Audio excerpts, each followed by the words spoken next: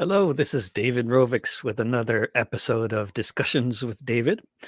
Since the pandemic hit and made touring and performing impossible, I've taken to broadcasting interviews with people who I can't visit in person anymore.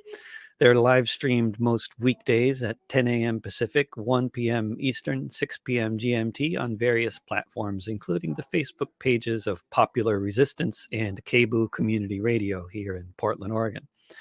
All these interviews also then go out in podcast form afterwards, which you can find if you look up This Week with David Rovix on any podcasting platform or just go to davidrovix.com. I also do a live concert from my living room on the last Saturday of each month at 1 p.m. Pacific, 9 p.m. GMT. Today, we're spending the hour with Danbert Nobacon, an award-winning and also really, really good songwriter, poet, and musician based in the tiny little fire-prone village of Twisp, Washington. Originally from Burnley, England, Danbert spent many years as a member of the band Chumbawamba. Danbert, welcome to my little live stream show. Great to have you with me. Thanks, David. Yeah, thanks for having me. And hello, everyone. Your latest album, as I was saying before we went live, Mesmerica, Expect a Circus, is an absolute masterpiece. And I think I wonder if we could just start there. It's just, I guess hopefully you don't take it as any kind of an insult to say that it is, and I know other people have said that it is, the production is like some of the best stuff you ever put out with Chumbawamba. I think it's absolutely amazing, and I can't recommend it highly enough. But you were saying it took 9 months. Was that an ongoing 9-month project, or? Pretty much. And I live in Twisp, which is like 4 hours from Seattle, and it was recorded in Seattle. So yeah, I'd go for chunks, 4-day chunks or whatever, and there's like a full band on a lot of the songs. So. Interestingly, this time there were 5 of us from Twisp and then a couple of guys from Seattle. So, organizing people is not my strong suit either. So it's kind of good that I did it in bits, I think. Right. It's the way I work these days. I was never kind of the band leader in Chumbawamba. I never took that role. But the producer, whoever was this producer of this album, clearly listened to a lot of Chumbawamba, I think. Maybe, I don't know. So Mel, she's the engineer, and she became, on my previous album, she naturally fell into the role of producer because, I'm nearly 60. I have hearing aids when I teach because my ears are kind of... they've suffered over the years. So, and she just has that brain, producer brain that I don't really have anyway. So, I bring the people together and we record it, and then she works her magic, and she even plays on some of the tracks and a lot of the sound effects and things. I'm in the studio with her, and we're we need this, and she'll find it, and then we'll, put it in there. And yeah, she's amazing. Yeah. And then probably at least as much time went into mixing as went into recording. Yeah, I think so. Yeah. And there again, I'm there for the mixing. But really it's her skill, because as I say, even, during we discovered very early on in Chumbawamba, there were 6 people in the band from very early on, and it grew to 8. And we realized almost from the beginning that a couple of people in the band had the skill or the ears or whatever to mix it. And having 8 people trying to mix a song is just a recipe for disaster. So we entrusted like Boff and Harry and the engineer Neil, who later became the bass player for Chumbawamba. They kind of produced all the records. So I never really did that. I've had to kind of, since I've moved to the US and made records, I've had to really find people who I can work with and entrust them. Yeah. To do it. And a lot of the songs on the album, as with a lot of other material you've been writing for years now, relates to climate change as well as political corruption and various other subjects. But climate change plays a big role in this album. And I don't know how much having the town of Twist burning down inspired you as an artist, but I know you Yeah, were there during the fire. so I've always had an environmental bent, if you like, since I started writing songs in the early 80s. And, things have just got worse and worse. The whole 40 years of neoliberalism or whatever, however you want to measure that time frame. Mm-hmm. Things have just got worse. And obviously, in the last few years and before Trump, things are just going off the charts. And yeah, in 2015, we had the Twist River fire, which came right around the house, and we were all evacuated. And the next day, we go back thinking the house probably won't be there, but it was. It had a shingle roof, which is not good. If a spark lands on a shingle roof, then it can. And there were a couple of fire guys there who'd just been left there to keep an eye on things. Wow. And we went evacuated like 10 miles downriver and couldn't sleep and went back at 7 a.m. And these guys said, look, yeah, there's spot fires everywhere on the hill and everywhere around. And there's like an irrigation ditch. And they just said, yeah, if you want to just put spot fires out, we'll go and, go somewhere else where we'll be more useful. So we spent all day, dipping buckets in the ditch, trying to put things out. And, and then we went back that night, and the whole hillside, there were just little orange specks of, little fires burning underground almost. It's kind of a terrifying thing when it is so close. And we were just lucky. And 4 firefighters died in that fire, just like a mile and a half up the road. Oh, wow. And that, what happened? Was it a motor vehicle accident, if I recall? Yeah, they were in smoke going up a little driveway, and I guess he went off the road, and the vehicle toppled, and they were right in the flames. And one guy survived, but with really bad burns. And because, it's just how things go. Because of that, it got way more media coverage, and Obama intervened and sent more, because the whole West was on fire. So they were just so overstretched. And had they not sent extra resources because it was like in the news cycle, it would have been far worse, ironically. But they were taking resources from somewhere else, so I don't know. But had Twisp, before that time, life in Twisp for you was fairly it was it's a beautiful little town by the river in the countryside, and it's kind of like a idyllic rural experience until it all catches fire, right? Is that pretty much your experience with Twisp prior to the fire? It was just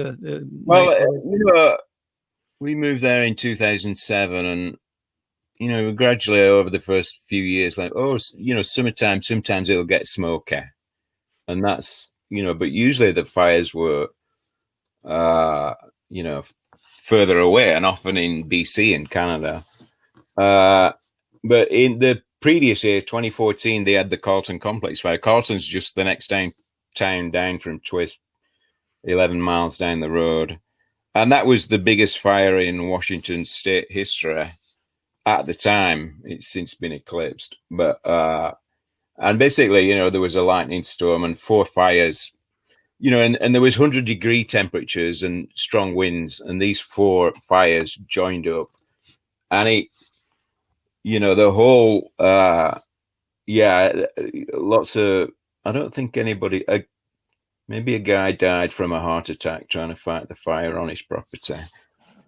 but a lot of properties got destroyed, and it kind of put the whole valley on alert. And then the next year, the Twist River fire, and the year after that, we didn't have super bad fires, but the smoke was awful. You couldn't go outside for like 2 or 3 weeks, really, without risking your health. Yeah. Unfortunately, last year and this year, it's like, oh, we've had a free pass so far this year. I mean, if we had bad smoke now on top of the pandemic, that would be really. Yeah. And I know some guys who are firefighters, and they get called all over the West, and they're just, I mean, talk about frontline workers. The smoke from the fire on top of, if you happen to have any compromising health conditions, and with the pandemic, it's I don't know. They got prisoners doing that work too. Probably, in California. Yeah. A lot of the firefighters on the front line are prisoners. Yeah, that doesn't surprise me actually, but yeah. So that kind of, I'd been writing songs about climate change. Chumbawamba played in Prague, I guess, I don't know if it was 2003 or 2004, and we went like a couple of weeks after the Danube had burst its banks, and you. Oh yeah, big huge flood with all kinds of toxic mud. Yeah. And there's just, you're walking through the city, beautiful city, and there's just like a mud line on the buildings, like 5 feet above the sidewalk. And you look at the river, and there's just like trees and just carnage. And I think that was probably the first time I really paid attention to global warming, because it was the first time I'd seen evidence of it firsthand, even though it was the aftermath. I didn't experience the flood or anything. And then, living in Twisp, seeing the what I call the global warming accentuated wildfires, because wildfires are a natural phenomenon, but the fire season is 40 days longer than it was in the 1970s. So yeah, and the wind blows more than 50% faster. Yeah. We've had really bad wind this year. So we had a warning a couple of days ago because the winds were really bad. But I think people are way more on alert about it, because they've experienced it. So, of course, we get a lot of tourists coming through. And now, there's more tourists this year than previous years, because I guess people aren't flying for vacations, they're driving. So we're kind of much more on the route now, huh? And the parks, the national parks are getting a lot more people in them. Yeah, and it's funny. They're just this weekend on Sunday, Winthrop and Twisp. There's a 6-hour period for free testing for COVID. It's the first. People can't get tested, and months. So I think Twisp has had 1 case officially. Who knows? Right. Yeah, who knows? But I'm sure it's much more than that. Maybe we'll find out a bit more after this testing. But like Brewster, which is in the next valley, and agricultural apple picking workers living in cramped conditions in little sheds. They're getting it. They've had like 6 deaths, and there's also an old people's home there where it's been, and they've had like what is it, like almost 600 cases, and most of them are in the last month. We were like the whole Okanagan County, which is huge, and but we had we are the most, whatever the rate is, the highest in Washington at the moment, our county. I mean, you already knew the nature of the country that you live in, but it's still quite shocking to see all these fault lines being so starkly exposed. Huh? Yeah, I mean, as someone coming from England, even though the national health system has its faults, and successive governments from Tony Blair onwards have been trying to undermine it, you don't have that fear of going to the doctor because you can't afford it. Yeah. And people, I do it. I do it with the dentist. I don't go because I think, I don't have a spare $500 if I have to have a filling or whatever it is. I had $6,000 of dentistry one year, and then I found out that the dentist gives you can get a credit card at the dentist to pay for your dentistry. 0% interest, but still, it's just, I mean, that's how I paid for those 3 crowns. And then I think I've avoided dentists just about ever since. Yeah, and it I mean, the pandemic, and it obviously a lot of people are saying it, and a lot of people realize it, that the health insurance industry, which are making profits, extra profits during the pandemic, it's just a huge mess.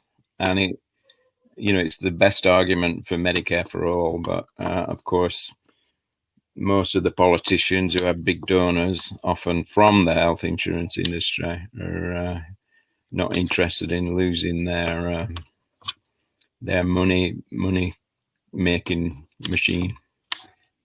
So we'll see. But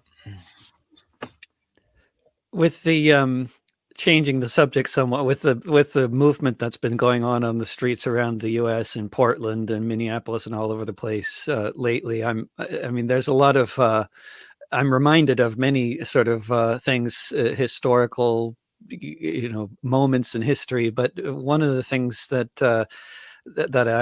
I often think about for a lot of different reasons is the autonomous movement in Europe and in Germany in particular in the 80s and 90s. And I wonder just what reflections, if you have any of those kinds of associations, or if you're reminded of any particular moments in history that you've lived through. I know you played a lot in that scene in German squats, and you've witnessed firsthand the Autonomen at the time that the movement was as big as it ever got. And yeah, I mean, for us, when we first started playing around Europe, initially in Holland with the X, and then Germany we were probably most popular in Germany than anywhere, really. I still hear your music in Germany more than anywhere. Yeah. And, it was before the Berlin Wall came down initially. And I remember we'd go play in West Berlin, and just mind-boggling driving through East Berlin, and then you come to West Berlin, and suddenly it's almost like, when you drive through the desert and you get to Las Vegas at night, if you've ever done that. Yeah. And everything's kind of lit up, and there was so much money there.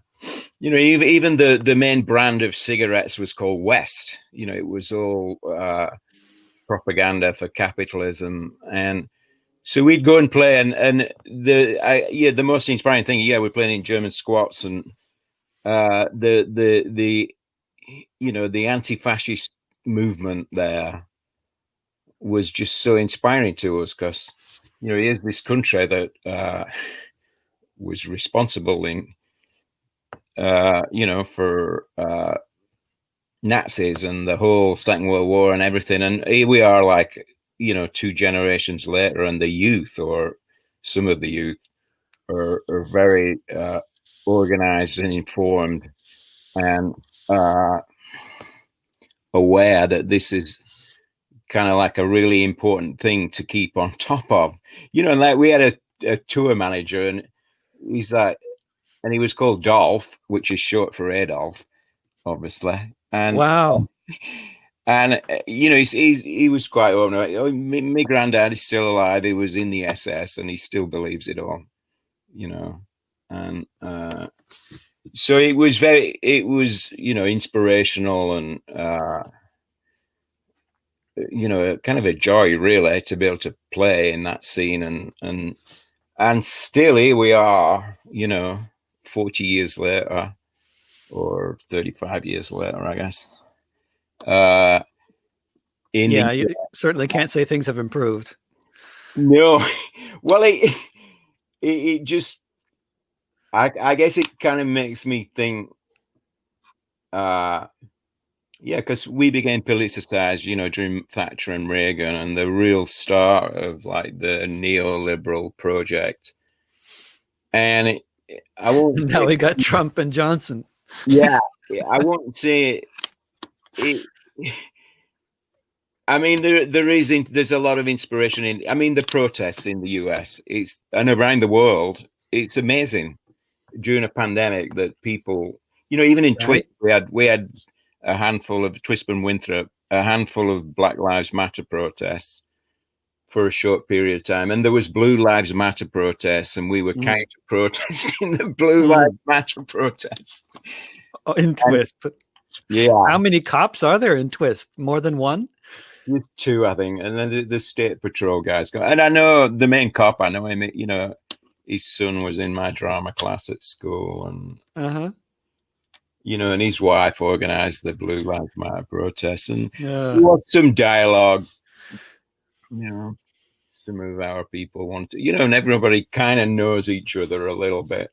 Of course, it's kind of the usual suspects who were on that side of the road, and we were on the other side of the road, and but it's been quite impressive, especially during the pandemic, like you say. Like, I mean, I wonder how many people, given that there's quite a lot of people in the streets already, but how many more might there be if there weren't a pandemic, or if absolutely, or if people had childcare. Like, I mean, how many people with kids like me? Like, we'd be at the protests a lot, except we have babies, and you can't go get baby tear gassed, and and the baby wants to go to bed, before the protest starts anyway. So yeah. I mean, I have a girlfriend in Seattle, and we didn't see each other for, I guess, almost 3 months. I would have been over in Seattle, and I just thought, we decided not to see each other, and then eventually we broke that, and so I'm going to be going there next week. But you got to have some kind of affinity group. You can't just be totally isolated, right? I mean, this is one of the things with the pandemic. People react so many ways to it. I mean, you got people who are already inclined to be hermits, who are just taking that, to such an extreme now. It's really, there's going to be a lot of mental health issues going on in society. I mean, I was, I do music and art and whatever, but I also teach part-time at the high school theater. And I was working in an independent, there's now an independent cinema in Winthrop, the next town over. And I were doing like, I don't know, 15, 20 hours a week there. And of course, they both ended in March, and nothing since. The cinema can't reopen.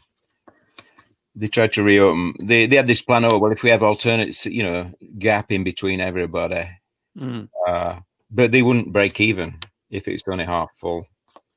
This is something that I don't know how many people think about the logistics of it, but if you're a touring musician, you definitely are thinking about it. Or if you're running a venue or any number of other positions, you can't, the venues. I mean, at least on my level of the game, the venues are fewer and further between, and they're shrinking in size. And so even if you pack a folk club in London these days, you're lucky if you make a couple £100, because they're so small now. And they used to be 2 or 3 times bigger just only 10 or 20 years ago. And now, and so then the idea of playing for a small club like that, and then only having half the people in it, it's just completely ridiculous. The math doesn't work. Yeah, we had I don't know, we probably had 6 weeks of, I don't tour that much these days, but we had like 6 weeks of touring booked, for the release of the record. And of course it was all cancelled. And I know at least one and maybe 2 of the venues we were supposed to play at, they've gone under, they won't be reopening.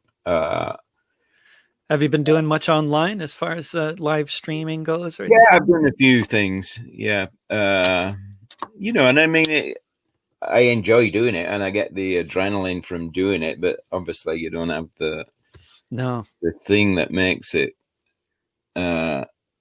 amazing, which is being in a room with people. Right. Yeah, so it's strange. I find it strange, and wrestling with the technology and the quality of the, whatever, the camera in the machine or the phone or whatever, and Yeah, it's usually just awful until you figure it out, and yeah, even then, it's still not very good. But yeah. yeah, nothing So like the real I, thing. And I then what think, about the football games? They got the audience piped in. It's not the same though. yeah, I've been, which I was intending to do anyway. I have a YouTube channel, so I try and make little films for some of the songs. So I've done a couple of those, and I'm working on more as a way of kind of putting the music out there. Yeah, I love the videos. There's some great stuff. But what is your experience like trying to get the stuff out there these days? I mean, it's just, your life as a musician has been so all over the map in terms of, you've playing for stadiums with a #1 hit, and then playing for crowds of a few dozen or less, Yeah. on either end of that Oh, experience. I totally. mean, Yeah. that must be, you must. I often think it's, if you're in a situation like that, you have to have a lot of sort of mental fortitude or stability or something. That's a lot of that's a lot of different situations to deal with. I mean, I don't know. Has that been challenging?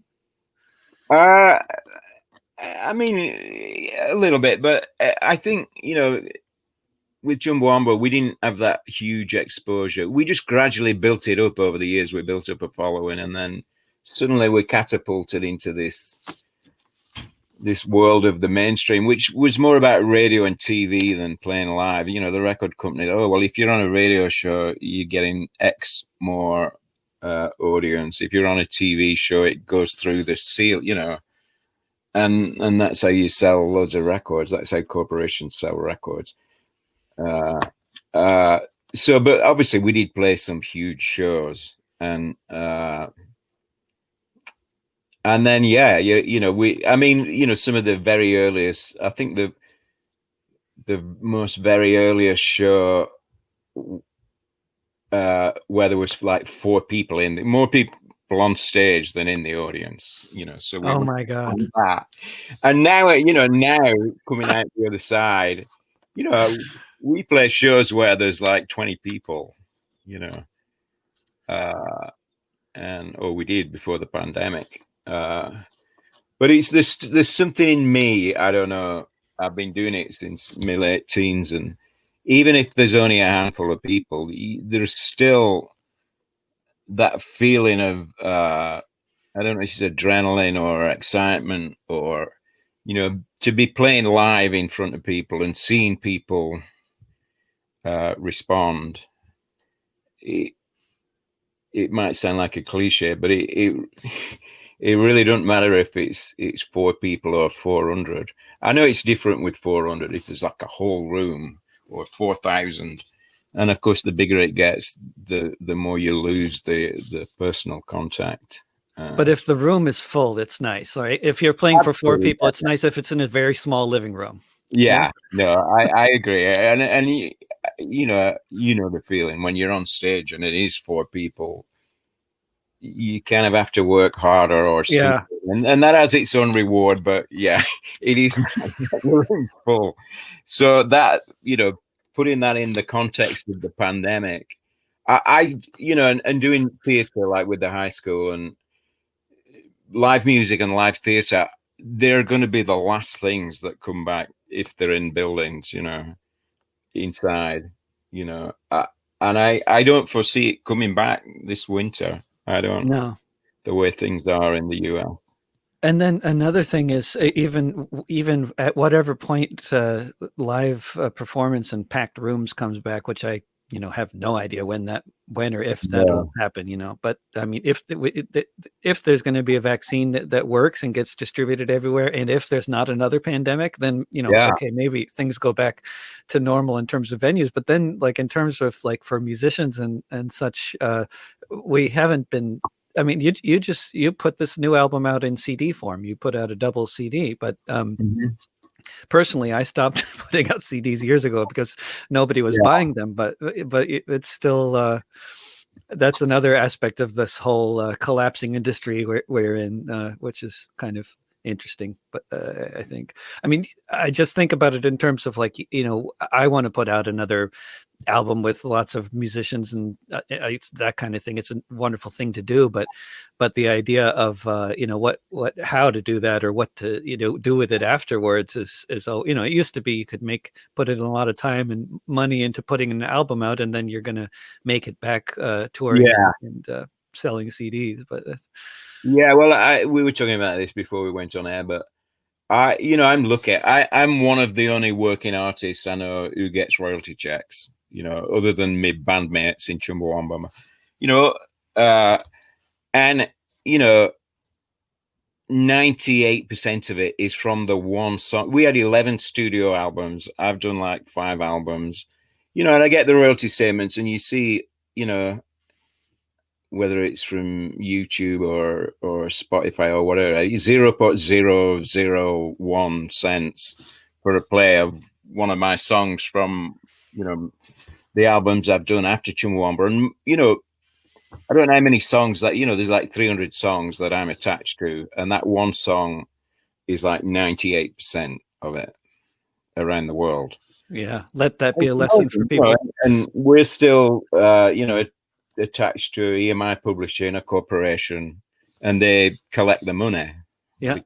They're efficient at doing that. And they take their 20% and 80% goes to the band and is divided equally. So it is a luxury to have that, to not have to get out of bed and there's a check coming. But, as the father of 2 children, divorced, it's not enough to live on. So, I do this other work. But it affords me the luxury of thinking, right, I'm kind of okay this year. So I'll try and sideline some of that money to make an album and pay the musicians and pay the studio. And then put it out and do a CD, 1,000 or whatever. And most of which won't sell. Especially not if you can't be touring. And then I file my taxes and it's a huge business loss, but it means I get free healthcare in Washington State. And we get a really good deal on college education. I have twins who are 20.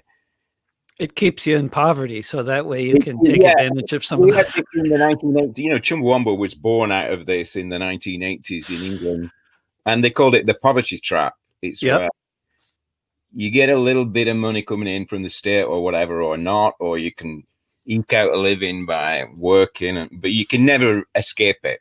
You're just stuck in that. We just got turned down for food stamps because I make too much money from Patreon to qualify for food stamps. Isn't that? I mean, that's talking about the poverty trap. I thought it was hilarious, actually. Yeah, and we get the health care though for being poor. Yeah.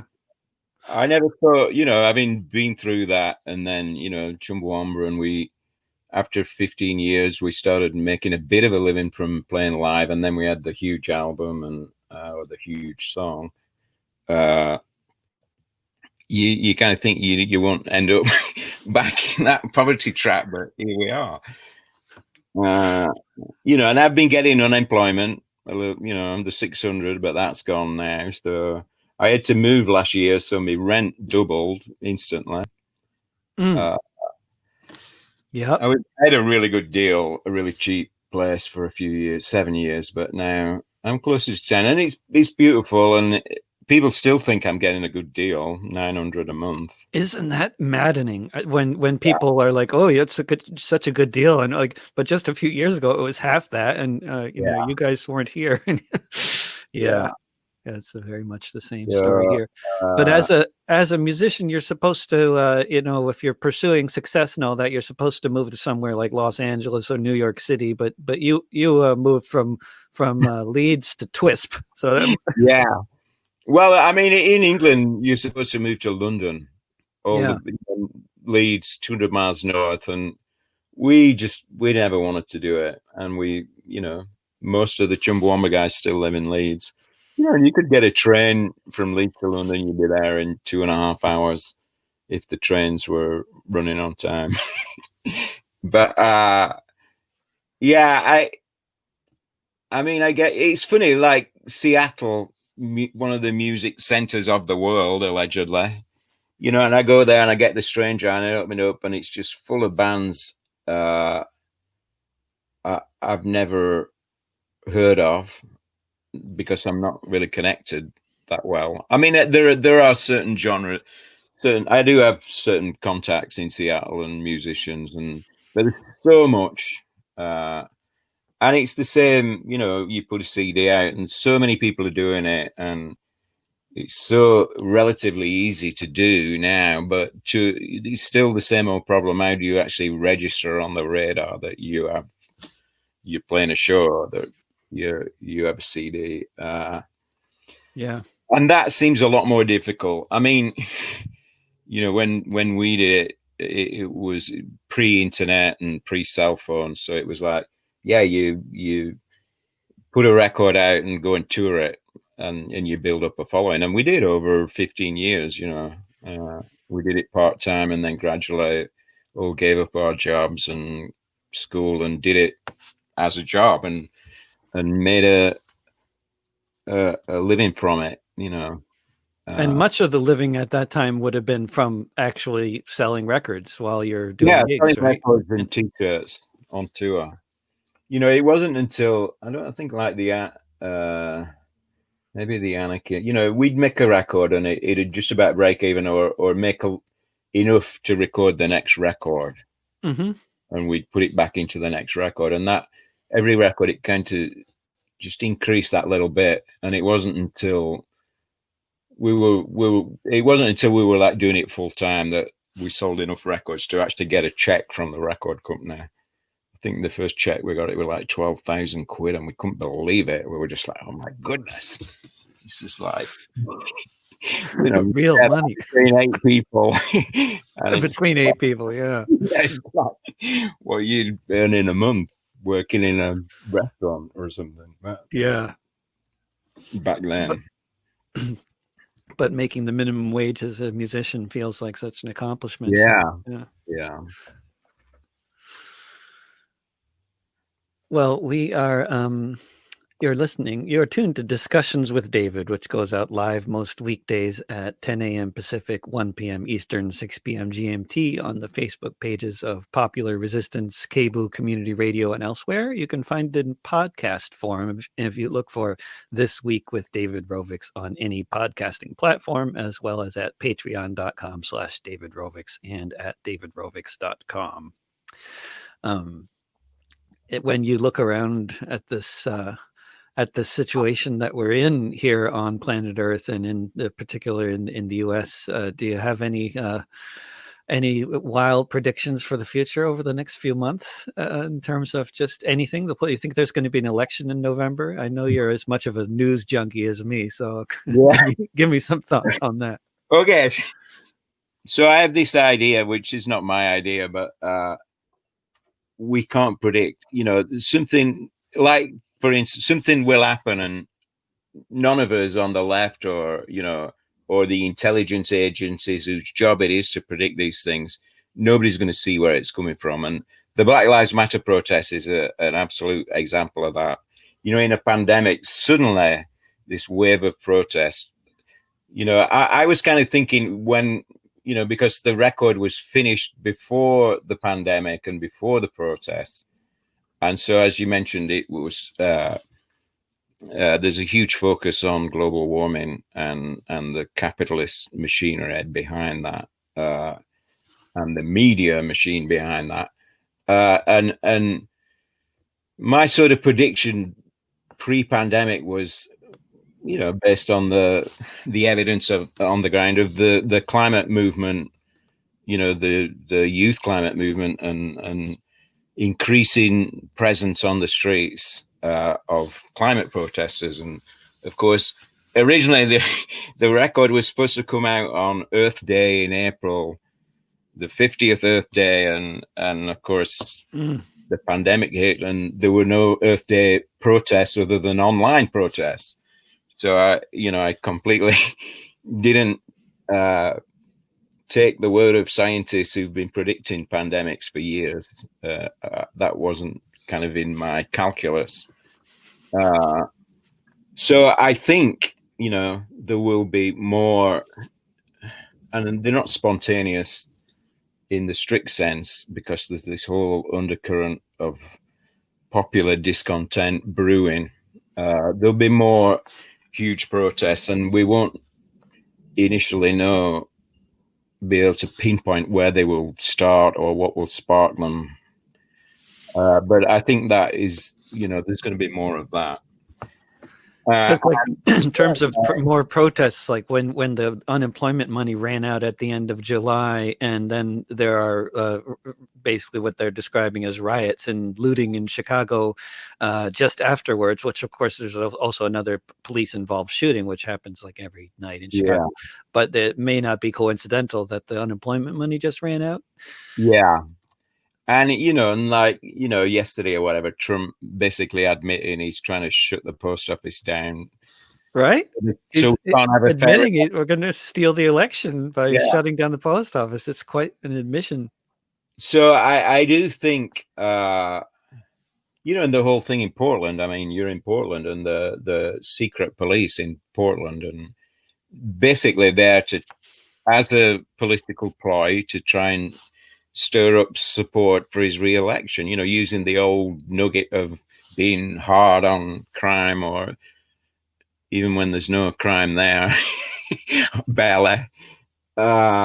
And they never use the term secret police. It's funny how the journalists are tripping over their words to try to think of what is it? Who are these people? How do we describe them? Federal agents, but in many societies, they just call them secret police. But, and snatching people off the streets, unmarked. Unmarked cars without uniforms. Yeah. Yeah.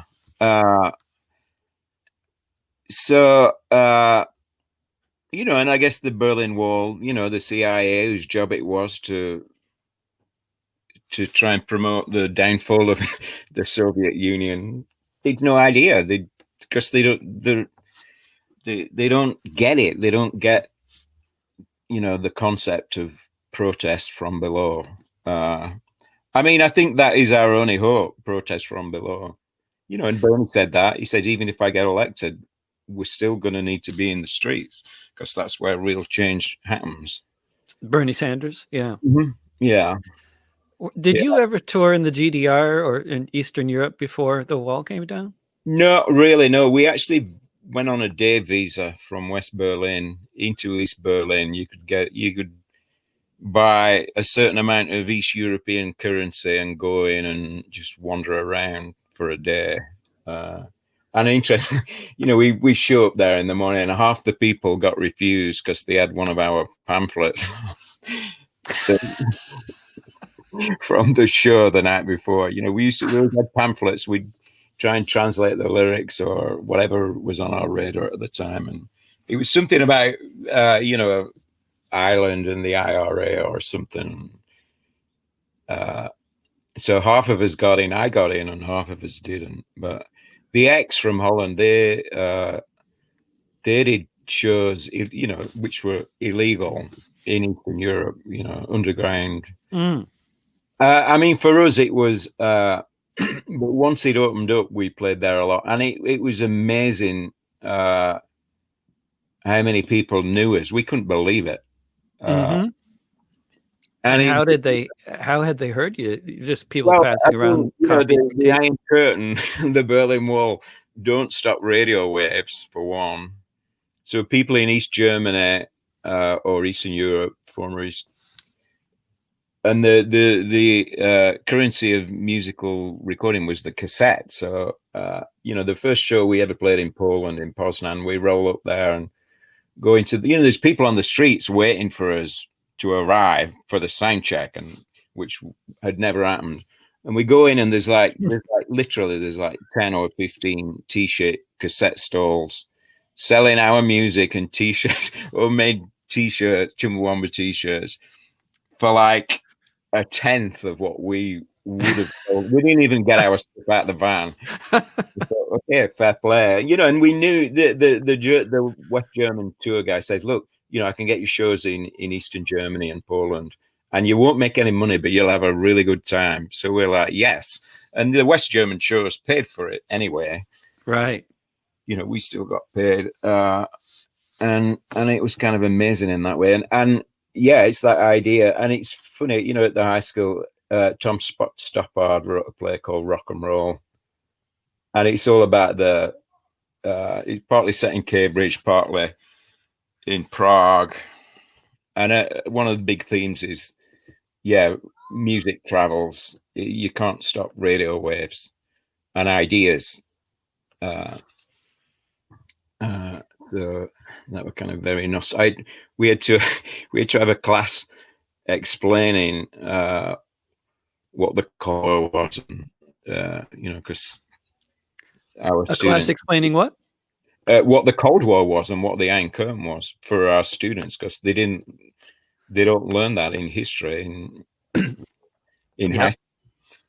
And if they do learn what it was, then they don't really learn what it was. No, because of course, like U.S. intervention in Latin America had nothing to do with stopping Soviet influence and everything to do with promoting big American corporations and preventing.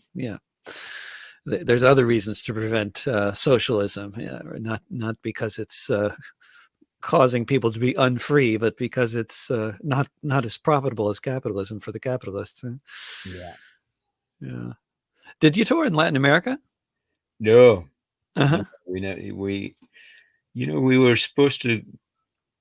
We were in Florida, and we did this thing when we had the big song, and it was for I guess Mexican MTV, and then we were supposed to go, and I don't know why it fell through, but we never did. And I've only ever been to Brazil.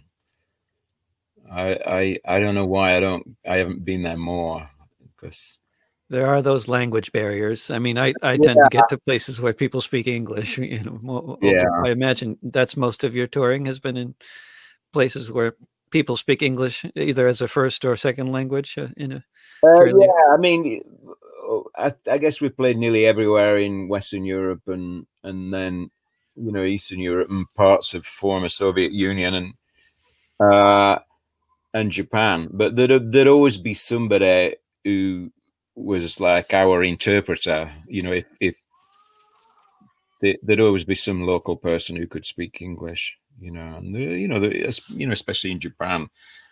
Once you get out of Tokyo, you really need that if you don't have anyone who speaks the language. But even just to follow street signs and not get lost. Oh yeah. Might be easier with GPSs. I've never tried. So I mean, it's funny, I've been to when I speak to people about travel, it seems I'm the most traveled. Even within the US, I've been to like 40 something states. A lot of people who grew up around here have never been east of the Mississippi. And but in some ways, I feel I've never been to Africa, barely been to South America. We never got to Australia. That we were supposed to do Japan, Australia, New Zealand, and it was right when the Eastern financial market collapsed, and overnight all the tour promoters just pulled all the tours. Wow, it was that dramatic. Yeah. When that was like the Asian financial collapse in the late 90s? Yeah. Because we were like number one in Australia, and they're like, yeah, you've got to come, with the song. Yeah, sure. Yeah, Australia, but we never made it. Yeah, it must be fairly surreal hearing how many different ways that song gets used by a lot of different in a lot of different situations, sports. It's had a little resurgence, and we, because we're all still in contact, mostly by email. But if I go to England, I usually see everyone from Chumbawamba. But especially in England, somebody latched onto the idea that I get knocked down is very similar to I Get Locked Down. Mm. We Get Locked Down. So there's lots of versions, and some of them are really heartwarming. You know, they're like health workers or people in a library singing along and singing We Get Locked Down instead of I Get Knocked Down. And we've had several requests for us to re-record it. Mm-hmm. But we're like, yeah, you go ahead and do it. Yeah. That idea of re-recording stuff or new versions of old songs, I've never managed to get into it. Although I could imagine somebody else producing a hit with "I Get Locked Down." Yeah. Yeah.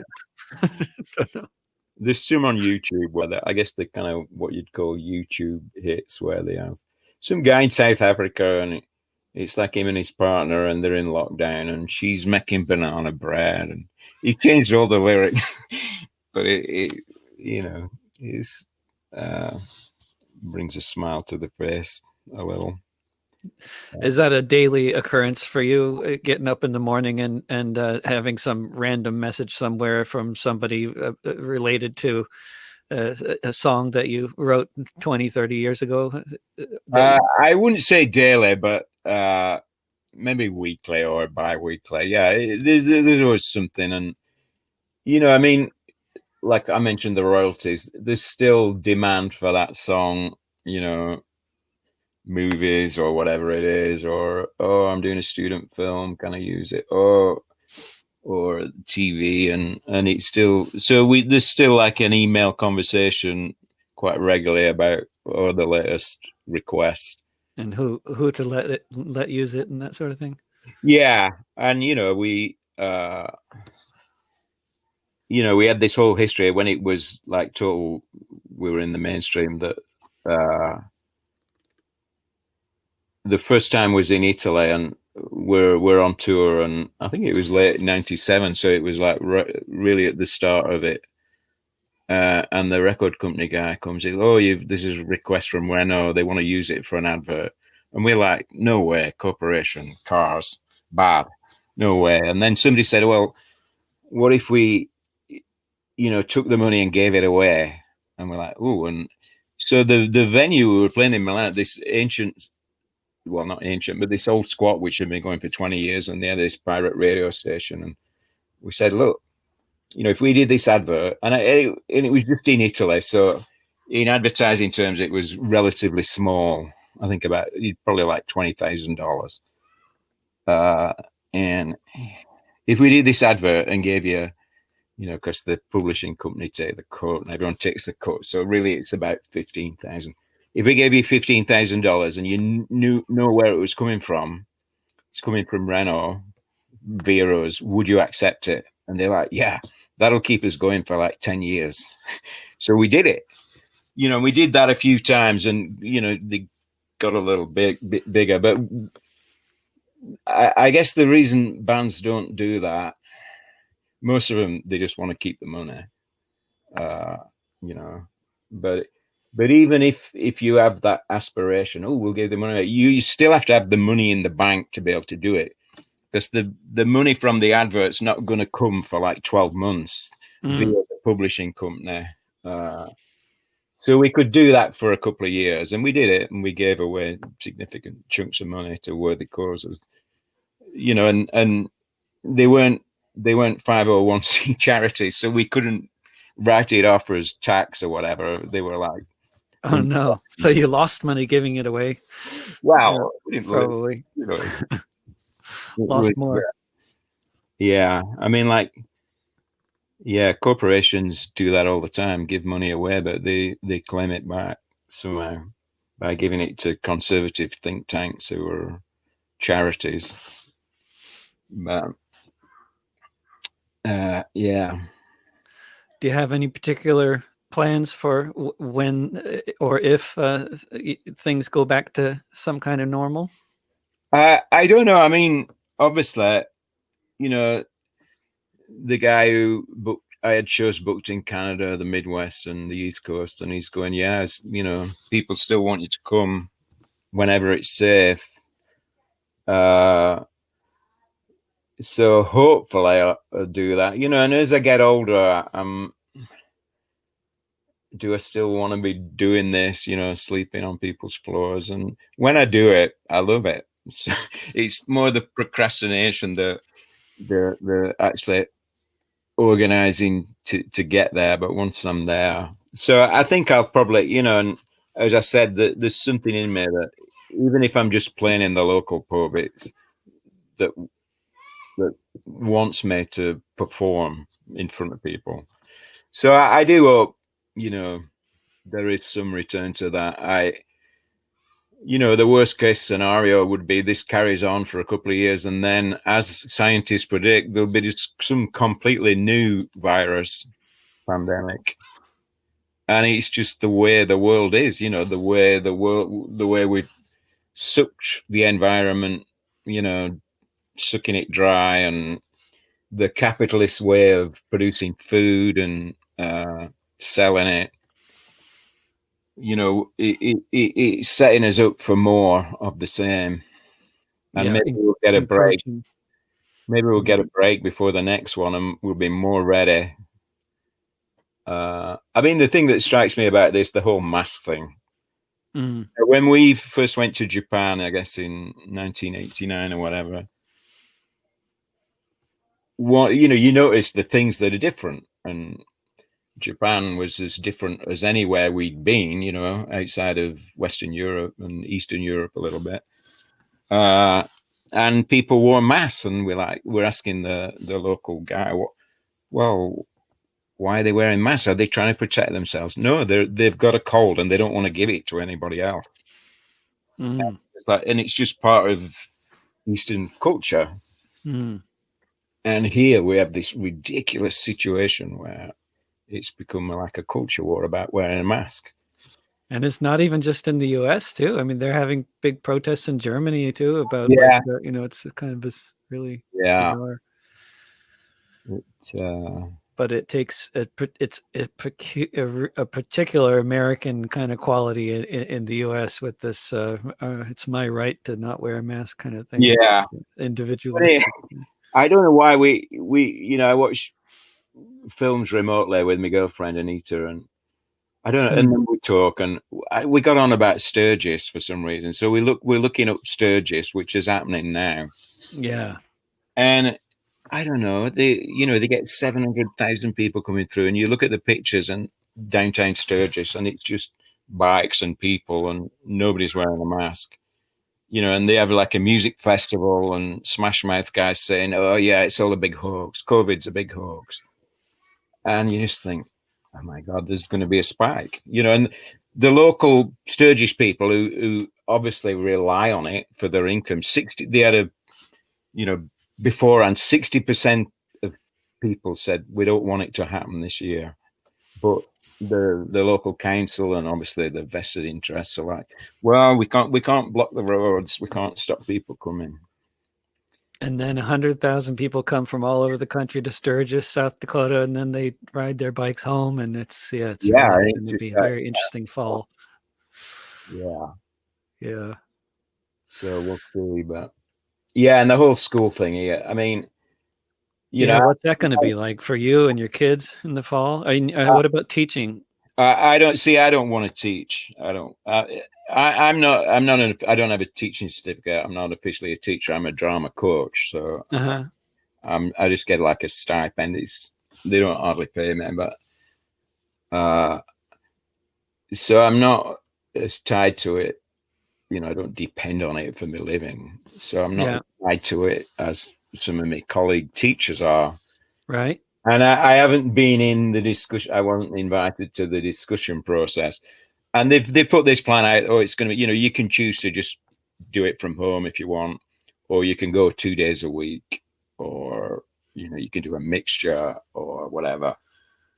And it's, it's supposed to, at the end of this month, it's supposed to start, but I don't know. I guess in the next week or two, I'll get the feeling. But I personally, I have a heart condition, but I don't know if it makes me more prone or not. I've no idea. But I don't. It sounds like it does. Yeah, from what they're saying. Yeah, and it's a mellow condition. At some point it could get worse, but I'm not in any danger or discomfort from just carrying on living my life. But I when they built the school, they didn't think about theatre or performance. So we teach and rehearse in a class, and we usually do musicals. And it's pitiful conditions to try and teach theatre in a classroom. We have to move all the desks to the side, and if you have 30 students in a room singing the big chorus songs, it's just a recipe for disaster, I think. Oh yeah. Yeah, so, and the acoustics in this classroom must be awful for that too. Yeah.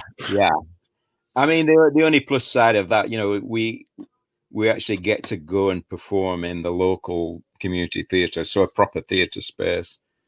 So when we do the performances, it's like, it's like a real lesson in itself, being in a real theatre. But the rehearsing side is more problematic. But I don't see it happening. I mean, I'll find out what people's thoughts are on it. Certainly the theatre, they have no plan to reopen soon. No. So. Well, Danbert, it's been a pleasure having you on the show here. Yeah, thanks, David. Good to see you. Yeah, great to see you. We've been talking for an hour, so I usually cut it off at that point, just because I figure nobody wants to listen anymore.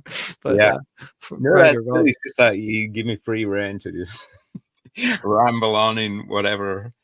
Oh yeah, hopefully, and but we covered a lot of different subjects. I think so. Yeah, that's always the goal. But yeah, good to see it. I mean, it's been just great to get to catch up with people, because otherwise I would just isolate myself completely, because that's what everybody's doing anyway, and I would just Well, I really appreciate you, because in turn you're bringing me out of my isolation shell. And good, exactly. It's good to be prompted every now and then. Yeah, good. Yeah. Hope to see you around. Yeah. Take care, and good luck with everything in the new future, whatever it is. In the brave new world. Yeah, you too. Yeah. Cool. Take see care. You again. Stay safe. Yeah. Thanks. Thank you. And thanks for tuning into this conversation with Danbert Nobacon. You can find all of these discussions archived in various places, including on my YouTube channel at youtube.com/drovics in the Discussions with David playlist. You'll also find them all in podcast form if you look for This Week with David Rovics on any podcasting platform, or just go to davidrovics.com. If you want to support my broadcasting efforts, you're most welcome to become a patron at patreon.com/davidrovics, where all these broadcasts are also available for anyone to download, along with some patron-only offerings as well. If you're in the Portland area, please go to artistsforrentcontrol.org and sign up to receive text notifications so you can be part of Portland emergency eviction response when the investment banks that own half of the city start trying to evict so many of our neighbors. If you want to help me make my next album a multi-instrumental success, check out davidrovics.com/pandemic sessions. Remember, don't pay the rent. Don't be afraid of your neighbors. Mutual aid will get us through. Bye for now.